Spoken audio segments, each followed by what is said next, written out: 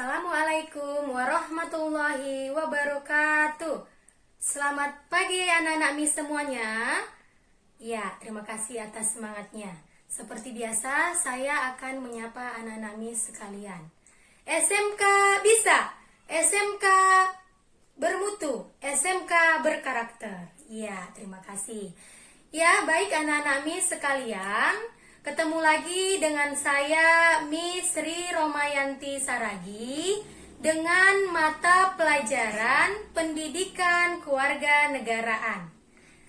Nah, tujuan dari pembelajaran ini adalah yang pertama, menganalisis kasus-kasus pelanggaran hak asasi manusia. Yang kedua, menganalisis upaya penegakan hak asasi manusia. Yang ketiga, menelaah upaya penanganan kasus pelanggaran hak asasi manusia. Nah, itulah tujuan dari pembelajaran kita pada pagi hari ini. Nah, kita masuk mengenai materinya adalah C. Kasus-kasus pelanggaran hak asasi manusia di Indonesia. 1. Penyebab pelanggaran hak asasi manusia. Nah, pelanggaran hak asasi manusia disebabkan dua faktor. Yang pertama adalah faktor internal, yang kedua adalah faktor eksternal. Nah, sekarang kita bicara mengenai faktor internal. Faktor internal adalah dorongan untuk melakukan pelanggaran hak asasi manusia yang terjadi karena sikap egois, rendahnya kesadaran HAM, kemudian sikap tidak toleran. Ya. Sikap egois. Sikap egois ini akan menyebabkan seseorang untuk selalu menuntut haknya, sementara kewajibannya sering diabaikan. Ya, anak-anak MIS. Kemudian yang kedua, rendahnya kesadaran akan hak asasi manusia. Nah, hal ini akan menyebabkan pelaku pelanggaran hak asasi manusia berbuat seenaknya atau semena-menanya. Yang ketiga adalah sikap tidak toleran. Artinya, sikap ini akan menyebabkan munculnya di luar diri seseorang atau saling tidak menghargai. Ya, saling tidak menghargai dan tidak menghormati, baik antara sesama manusia, sesama umat beragama, dan sesama lembaga negara. Nah, kemudian kita bicara mengenai faktor eksternal. Ya, faktor eksternal. Faktor eksternal ini yaitu faktor-faktor di luar diri manusia yang mendorong seseorang, baik kelompok orang, melakukan pelanggaran hak asasi manusia. Nah, seperti 1. Penyalahgunaan kekuasaan. Kemudian yang kedua, ketidaktegasan aparat penegak hukum. Yang ketiga, penyalahgunaan teknologi. Yang keempat, kesenjangan sosial dan ekonomi yang tinggi. Nah, berikutnya yang kedua, kasus pelanggaran HAM atau hak asasi manusia di Indonesia.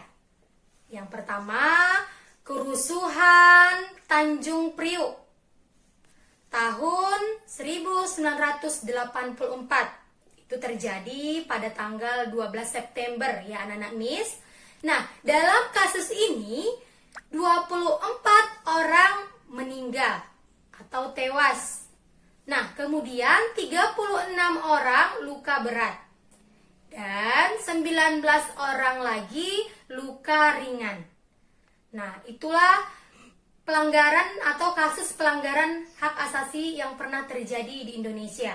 Ya, kerusuhan Tanjung Priok. Kemudian yang kedua, penyerbuan kantor Partai Demokrasi Indonesia. Ini terjadi pada tanggal 27 Juli 1996.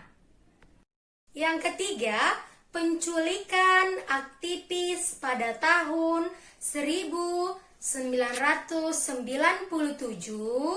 dan 1998.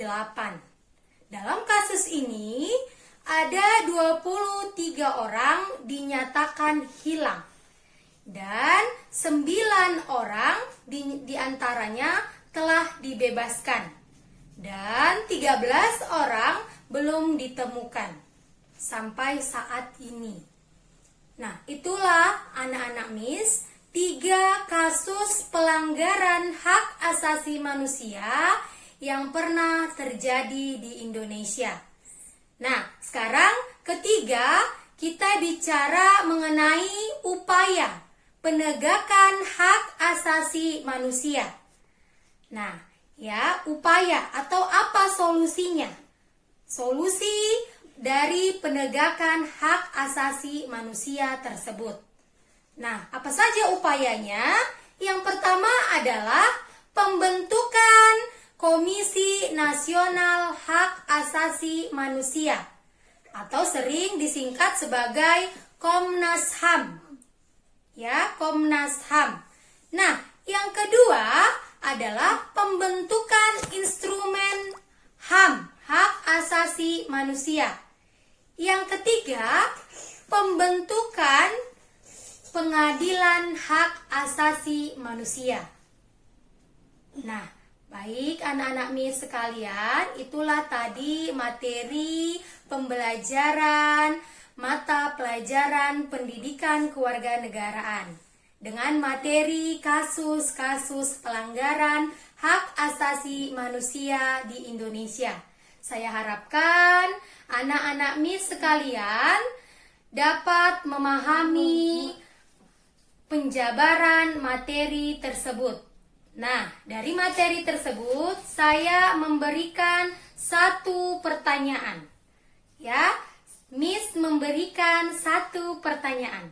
Pertanyaannya adalah tuliskan 2 kasus pelanggaran hak asasi manusia yang kamu ketahui. Ya, anak-anak Miss, itu aja tugasnya pada materi hari ini. Saya ucapkan terima kasih. Selamat pagi. Assalamualaikum warahmatullahi wabarakatuh.